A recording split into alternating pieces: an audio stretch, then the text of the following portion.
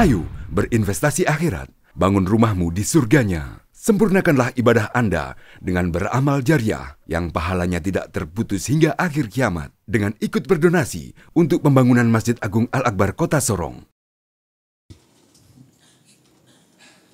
Assalamualaikum warahmatullahi wabarakatuh. Innalhamdulillah wa syukurillah wa la hawla wa la quwata illa billah. Asyhadu an la ilaha illallah wa asyhadu anna Muhammadan abduhu wa rasuluh la nabiyya ba'dah. Raditu billahi rabba wa bil islami dina wa bi Muhammadin nabiyya wa rasulah. Jemaah kaum muslimin dan muslimah yang dirahmati Allah Subhanahu wa taala. Tama-tama marilah kita memanjatkan puji dan syukur kehadirat Allah Subhanahu wa taala yang telah memberikan kepada kita berbagai macam kenikmatan lahir dan batin. Semua yang ada pada diri kita, baik yang nampak maupun yang tidak nampak pada diri kita, adalah pemberian semata dari Allah Subhanahu wa taala. Maka patutlah kiranya kita yang paling utama dan terutama adalah memanjatkan puji dan syukur kepada Allah Subhanahu wa taala. Selanjutnya salawat dan taslim atas junjungan kita Nabi besar Muhammad sallallahu alaihi wasallam, Nabi yang telah kita sepakati sebagai umat Islam bahwa beliau adalah contoh yang terbaik untuk kita teladani dalam mengarungi bahtera kehidupan di dunia ini, baik kemaslahatan kita di dunia maupun kemaslahatan masa depan kita di akhirat kelak. Saya kira kita sepakat, kita berkumpul di masjid ini karena kita sadari bahwa kita meneladani Rasulullah Muhammad sallallahu alaihi wasallam. Yang kedua, karena kita sadari bahwa kita akan mempersiapkan bekal kita setelah kehidupan di dunia ini. Oleh karena itu tentu kita beribadah itu sebenarnya adalah bukan karena Allah. Sebenarnya Allah itu tidak butuh diibadahi, tidak butuh untuk penyembahan dari kita. Yang butuh itu adalah manusia. Siapa yang berbuat untuk dirinya. Karena Allah itu tidak butuh sesuatu. Maka jangan kita heran kalau umpama ada di antara manusia yang tidak menyembah, kekuasaan Allah juga tidak berkurang. Manusia tidak ingat Allah, Allah juga tidak berkurang kedudukannya. Itu menandakan bahwa Allah itu tidak butuh dari makhluknya. Yang butuh itu adalah Allah, yang butuh itu adalah hambanya. Oleh karena itu pada subuh hari ini ada yang menarik yang diberikan sebagai amanah kepada saya dari panitia. Mengapa marbot itu tidak bisa kaya? Begitu saya lihat judul, saya jadi tertawan. Kenapa tidak sekalian mengapa rektor tidak bisa kaya ini? Nah, jadi tertarik buat saya ini. Nah, ini adalah kita rubah mindset kita. Pertama, cara berpikir kita memaknai hidup ini. Pertama, manusia itu diciptakan oleh Allah Subhanahu wa taala untuk apa? Tentu kita sudah sepakati bersama, manusia itu diciptakan oleh Allah untuk hidup di dunia ini. Pertama, untuk menyembah Allah Subhanahu wa taala. Wa ma khalaqtul jin wal ins illa liya'budun. Tidak ada lain adalah untuk mengabdi, menyembah kepada Allah Subhanahu wa taala. Itu poin yang pertama. Jadi bukan tujuan, mindset kita rubah. Kita ini hadir ke dunia bukan untuk menumpuk harta. Karena sebahagian orang memaknai kaya itu misalnya banyak hartanya. Oh, kaya itu. Tuh. Jadi ini mindset yang harus kita luruskan. Jadi itu adalah pemaknaan dari manusia itu sendiri. Saya analogikan begini, terkadang kita keliru. Oleh karena manusia itu sendiri, karena didasari oleh pemikirannya dan perasaannya. Sebagai contoh, uang itu yang kadang siang dan malam itu perhatian kita bagaimana dapat uang yang banyak. Uang itu siapa yang kasih nilai, yang kasih value, misalnya 1.000, 20.000, 100.000, 50.000, 100.000, yang kasih nilai itu siapa? Manusia. Setelah dia kasih nilai, pusing dengan sendirinya. Berarti kan manusia yang menipu dirinya sendiri. Jemaah sekalian, masih ingat di Sorong sini dulu ada namanya kembang keris Papua. Ketika manusia memberikan, orang Sorong memberikan value, memberikan nilai, orang berlomba pergi mencari kembang keris Papua. Sampai ada itu di alun-alun Kabupaten Sorong itu pernah pameran. Ada kembang keris Papua besar di sebuah pot. Saya ke sana ini untuk lihat-lihat. Begitu dekat-dekat ada seorang ibu-ibu pakaian berapa orang itu yang paling seramah. Pak, jangan disentuh. Tadi Ibu Bupati itu sudah tawar 50 juta. Dalam hati saya, bodoh amat kenapa tidak kasih. Jangankan 50 juta, kurangi 0 saja 1, saya ya ambil aja. Itu. Karena manusia memberikan nilai, baru pusing dengan sendirinya. Gitu. Nah yang kedua, berubah dari beberapa waktu kemudian, berubah. Tetangga saya itu kembang keris Papuanya dulunya dia simpan di kamar tidurnya. Kalau malam dia bawa masuk. Beberapa bulan kemudian sudah tinggal di luar di samping rumahnya, potnya di atas, bunganya di bawah. Itu karena sudah berubah.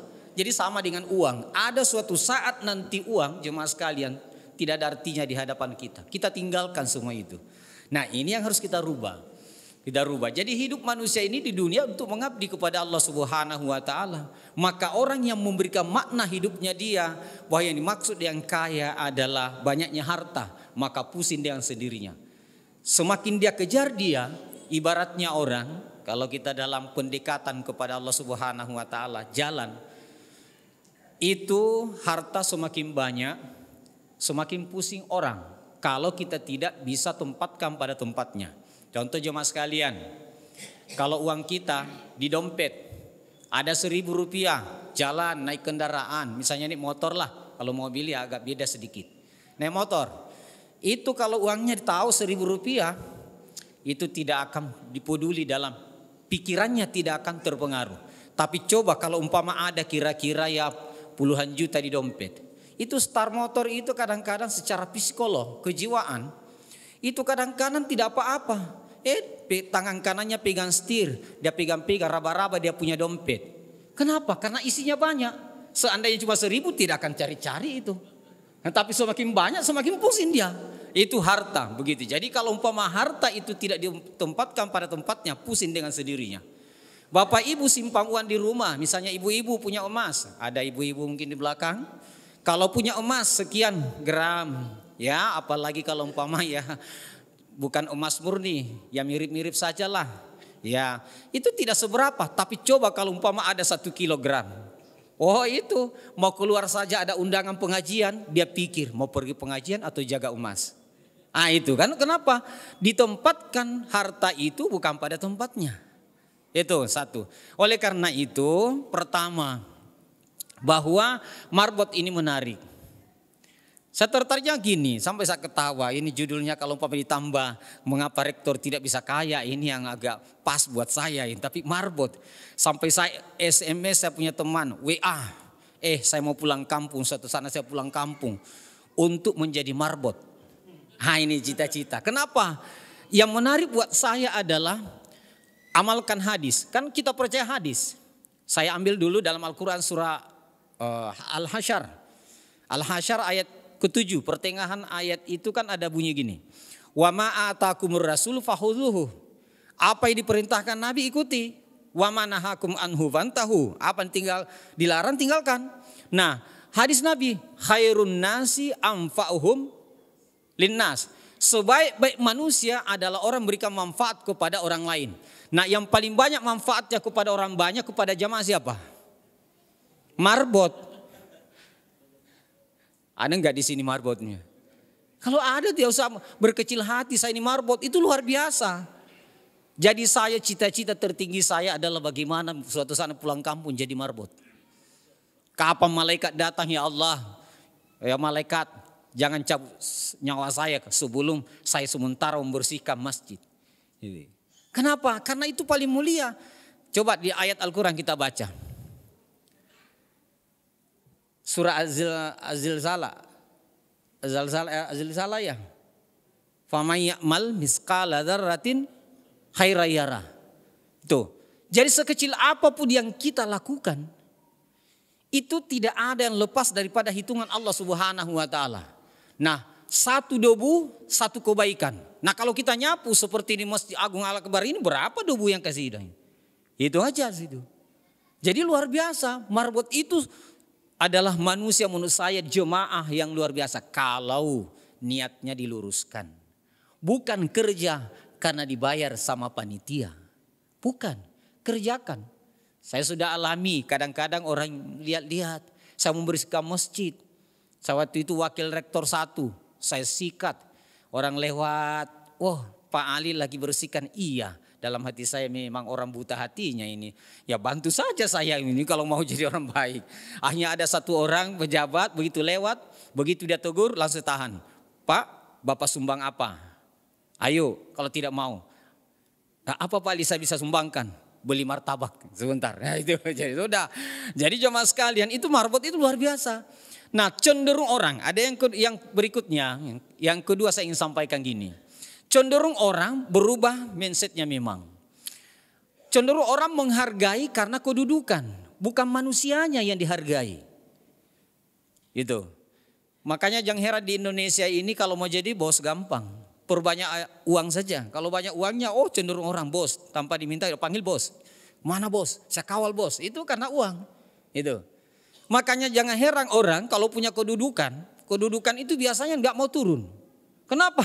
Karena nanti khawatir tidak dihargai lagi. Saya punya pengalaman ketika saya dulu jadi pembantu rumah tangga. Kebetulan wali saya itu adalah Gubernur Sulawesi Selatan, Andi Odang. Itu kalau ke daerah sangat dihargai. Kursinya dipegangkan sebelum mau duduk. Pegangkan tuh, pegangkan. Jadi setelah saya lihat ini masih sehat-sehat. Dulunya mau duduk sendiri. Saya jadi pejabat di gubernur, mau duduk saja dipegangkan kursinya. Kalau macam saya itu pegang itu mungkin aku kasih geser sedikit ya. Masih sehat-sehat. Nah ini karena kedudukan jadi cenderung orang itu bukan manusianya yang utama. Manusia yang utama. Coba kalau umpama kita memposisikan diri bahwa amanah itu kedudukan itu adalah amanah, tanggung jawab. Itu biasa saja. Itu biasa saja. Malah cenderung orang was-was karena nanti dari kemudian akan ditanyakan lebih spesifik tentang kepemimpinannya.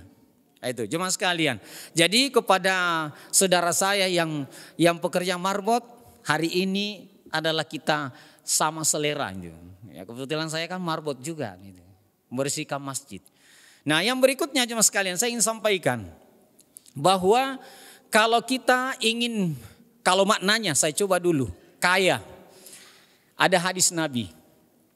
Laisal gina an kasrati walakinnal gina nafsi. Bukanlah yang dimaksud kaya orang itu karena banyaknya harta, tapi yang dimaksud dengan kaya adalah kaya hati. Itu. Jadi kalau umpama kita mau lihat kaya itu kan menyenangkan diri kita. Itu. Nah kalau umpama ada apa adanya, saya tertarik kepada nanti jemaah sekalian baca dan lihat nanti tanggal 20 bulan ini itu ada filmnya Hamka. Kalau saya kebetulan sudah lihat filmnya dan pelakunya itu yang membintangi sudah langsung sambil lihat filmnya. Jadi nanti jemaah sekalian lihat dan dibaca, ini menarik, dibaca tentang tasawuf modern yang judul aslinya itu kan kebahagiaan. Ini menariknya. Ternyata anak pertamanya itu yang pernah menemani di penjara, melayani di penjara Hamka itu menariknya gini. Dia katakan sudah tua sekali orangnya. Dia katakan waktu itu dulu kita masih miskin. Ternyata sarungnya satu. Saya teringat Sa'labah. Ternyata Sa'labah Indonesianya juga ada. Hamka itu pernah suatu saat ternyata cuma satu sarung berdua dengan istrinya. Yang menarik lagi ya pendengar misalnya ini nanti dibaca. Saya tidak melihat yang lainnya tapi keistiqamahannya. Pernah ditangkap siang-siang sekitar jam 11. Dibawa ke Sukabumi. Dan ketika selama 15 hari di sana itu hanya 2 waktu tidak dipukul. Hanya waktu salat dan makan. Suatu saat terlalu sakit dia rasa, iblis setan datang bisikkan kepada Hamka. Hamka, di kantongmu itu ada silet. Ambil saja itu baru kau putus itu urat nadimu. Supaya kamu tidak terlalu lama merasakan sakit. Hamka sadar. Apa kata orang yang membaca buku saya tentang tasawuf modern. Banyak orang sadar. Menyadari siapa dirinya dan apa tugasnya dia di dunia ini. Apa kata orang Hamka? Kamu yang menulis dan orang banyak sadar tentang bukumu itu. Tentang nasihatmu itu. Nah kamu sekarang bunuh diri karena kau menghindar daripada sakitnya. Dia bertahan. Tidak akan saya lakukan. Itu. Jadi jemaah sekalian kita ambil pelajaran dari situ. Keistiqamahan. Sehingga yang menarik terakhir. Jadi yang ini tujuannya adalah saudara saya yang marbot tetapi untuk kita semua. Jadi istiqamah juga dalam hal untuk menjalankan membersihkan. Untuk masjid. Luar biasa itu. Satu debu, satu kebaikan. Tapi jangan sampai cari debu banyak-banyak baru kasih masuk di masjid. Baru sapu lagi sama banyak. Ya jangan. Ya, pokoknya di masjid itu kita bersihkan dengan baik, dengan tulus hati. Nah ini sedikit untuk nasihat kita semua di dalam hal untuk berislam. Diri saya berceramah biasanya saya gunakan kata kita. Artinya nasihat utama diri saya dulu. Ada seorang dari orang Sumatera datang ke Jawa untuk belajar tentang agama. Ada yang mengatakan di Jawa itu banyak ulama. Carilah ulama yang istiqamah. Maka ada datang ke Jawa ada yang mengatakan ada ulama itu yang bagus. Datanglah kepada seorang ulama itu. Tapi dia bilang saya ingin mendapatkan ulama yang tidak pada umumnya. Maka dia cari, ada itu yang istiqamah. Datanglah. Maka pertama muncul dalam dirinya seorang pemuda yang masih sangat ideal. Namanya Air Sultan Mansur. Datang ke sana sebuah masjid. Kalau dia betul ulama, maka dialah yang pertama ada di masjid. Mohon maaf Pak Kiai Haji Uso. Saya datang tadi masuk di masjid. Saya lihat beliau ada di depan, maka teringatlah itu dalam sebuah buku. Saya ingat beliau ada di depan. Ini luar biasa istiqamahnya. Kemudian tidak puas seorang pemuda itu, tidak puas. Biasa itu biasa. Maka datang lagi ke rumahnya. Mau tes, mau tahu betul ini ulama betul. Setelah sampai di rumahnya, dilayanilah dengan baik. Dilayani sebagaimana tamu yang dimuliakan. Kemudian kasih makan apa adanya yang di rumahnya. Sesudah itu mau pamit, saya mau tes ini apa ulama betul. Saya mau pinjam sarungnya. Maka dia pinjamlah sarungnya. Pak Kiai mohon dipinjamkan sarungnya karena sarung saya kotor. Maka diambilkanlah beberapa sarung. Kemudian dia pilih, dia ambillah sarung yang paling bagus. Nah sudah pamitan pergi. Tidak dia kasih kembali. Dia ingin tahu apakah dia tanyakan nanti sarungnya kapan dikembalikan. Ternyata sampai meninggal dunia tidak ditanya-tanyakan. Nah kemudian setelah meninggal dunia sarung itu baru dikembalikan kepada keluarganya. Nah jadi jemaah sekalian poin kedua ini kebaikan itu termasuk saudara saya yang marbot. Itu sebaiknya kita adalah istiqamah. Kalau orang pintar banyak, yang datang ke masjid itu biasa banyak. Tetapi istiqamah itulah yang sebenarnya yang harus kita jaga dengan sebaik-baiknya. Sekecil apapun kebaikan yang kita lakukan, tapi perlu dibarengi dengan keistiqamahan. Karena yang terakhirlah itu yang sangat menentukan jati diri seseorang. Sebagai penutup, pada masa Nabi ada seorang perempuan warna kulitnya hitam yang membersihkan masjid. Suatu saat Rasulullah datang, kemana orang yang biasa membersihkan masjid? Ya Rasul, sudah lama meninggal dunia orangnya itu. Loh, kenapa tidak kasih tahu saya? Coba di mana kuburannya? Maka ditunjukkanlah kuburannya. Setelah ditemukan inilah kuburannya. Ternyata Nabi itu apa? Nabi itu salat jenazah di atas kuburannya. Dikira sahabatnya itu yang ngurusin itu pekerjaan membersihkan masjid itu dikira biasa-biasa saja. Ternyata luar biasa. Bayangkan saja, sudah dikuburkan, Nabi masih mensalati. Itu menandakan luar biasa. Jadi khususnya kepada saudara saya marbot, harus tambah semangat, tambah ikhlas, tambah istiqamah membersihkan. Soal kekayaan, jika diukur materi itu yang dimaksud dengan kaya dalam hal pandangan manusia, maka tentu kalau mau kaya yang marbot itu bukan urusannya dia, urusan pengurus masjid. Mau kasih uang banyak ya tergantung pengurus masjid. Yang kedua, pengurus masjid mengatakan ya tergantung jemaah. Kalau begitu jemaah. Kalau kemarin ya mau kasih berapa, isi celengan yang lewat, ya tergantung jemaah.